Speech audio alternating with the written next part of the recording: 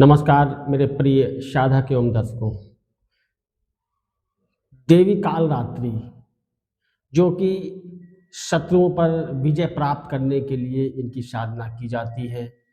घर में सुख समृद्धि शांति के लिए इनकी आराधना उपासना की जाती है।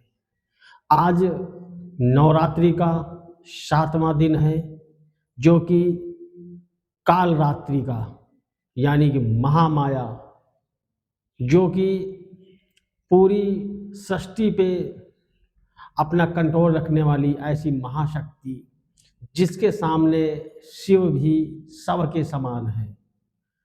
ऐसी कालरात्रि ऐसी महामाया का आज अनुष्ठान पूजा आप करेंगे मध्य रात्रि में।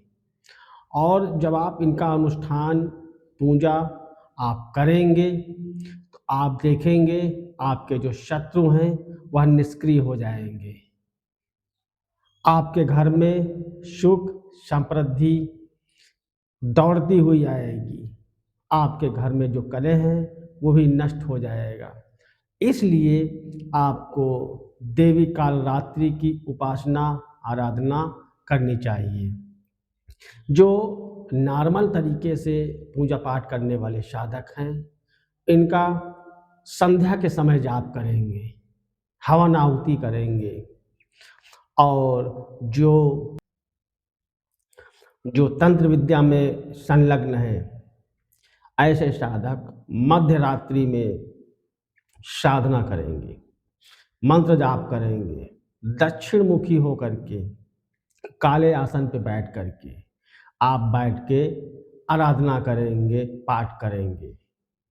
और जब आप जाप कर रहे हों तो मन में जो भी आपका सवाल हो, जो भी आपकी जिज्ञासा हो, चाहे वो शत्रुओं को परास्त करने से लेकर के धन आगमन की या बिजनेस व्यापार के लिए आप जो भी कल्पना करेंगे वह पूर्ण होगी। तो आज हम आपको देवी कालरात्रि का जो कि बहुत ही विनाशक शक्ति है। विनाशक का मतलब ये है कि किसी भी प्रकार के शत्रु को नष्ट करने के लिए आप इस शक्ति का आवाहन कर सकते हैं। अपने जीवन में जो शत्रु हैं, जैसे कि कोई रोग है, बड़े से बड़ा रोग है, वो भी आपका शत्रु है, उसको नष्ट करने के लिए आप देवी काली का जो बहुत ही उग्र स्वरूप है कालरात्रि उसकी आराधना कर सकते हैं। अगर आप बिजनेस व्यापार में आए दिन नुकसान उठा रहे हैं, आपका पार्टनर आपको धोखा दे रहा है, तब भी आप देवी के मंत्र का जाप कर सकते हैं। या आपके घर के ऊपर बार बार कोई तंत्र क्रिया करता है, आप परेशान हैं, ऐसी स्थिति में आप देवी कालरात्रि की उपासना कर सकते हैं, इनके मंत्र का जाप कर सकते हैं। और सिर्फ आज सप्तमी को ही यह जाप करना है, रोज रोज नहीं करना है। जायफल का भोग देना है। और कैसे देना है? जायफल को एक सुएं में या चाकू में चुभो लेना है और नीचे कपूर रखना है, इसके ऊपर जायफल को लटका के रखना है। कपूर आपका जल रहा हो, उसके ऊपर लौंग रखें और उसके ऊपर आप सुएं में या चाकू में चुभो करके जायफल को ऐसे पकड़ें और उसी कपूर जलते हुए कपूर के ऊपर लगा कर रखें और मंत्र को पढ़ते रहें। तो आप लोग मंत्र को याद करें और मंत्र को भूलें नहीं। अगर भूलने की स्थिति हो तो किसी नोटबुक पे कागज पे लिख करके अपने पास भी रख सकते हैं। मंत्र रहेगा ओम क्लीम। क्रीम की बात मैं नहीं कर रहा हूँ, ओम क्लीम, ओम क्लीम ऐसे आप करना है। ओम क्लीम, ओम आधा का, ला में बड़ी की मात्रा, आगे माँ, ओम क्लीम। जो निर्वाण मंत्र में आता है ओम ऐं ह्रीं क्लीम, वो वाला क्लीम रहेगा, इसका जाप करना है। भोग में जो भी आपकी श्रद्धा हो, श्रद्धा के हिसाब से भोग रखिएगा और हवन आहुति अनिवार्य है। ऐसा भी आप कर सकते हैं, हवन करते जाएँ, मंत्र का जाप करते जाएँ और जब आहुति छोड़े तो स्वाहा जोड़ दें इसमें।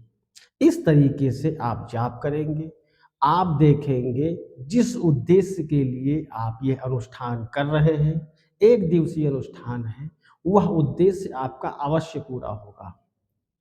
अब बात आती है कि आप कितना जाप करेंगे? आप जो जाप करेंगे, जितना भी आपको सुविधाजनक लगे उतना जाप करिए।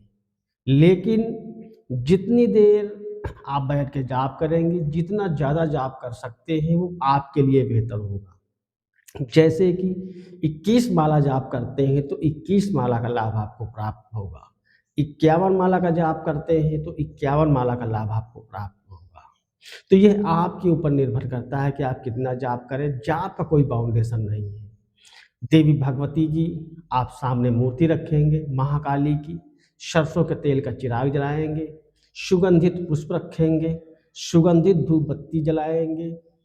अगर आपके पास वस्त्र काले हैं तो काले वस्त्र धारण करेंगे, माला रुद्राक्ष रखेंगे और दक्षिण मुखी होकर के बैठ के जाप करेंगे। इस तरीके से करें और अपने जो बिगड़े हुए कार्य हैं उनको बनाएँ, अपने आप को डेवलप करें।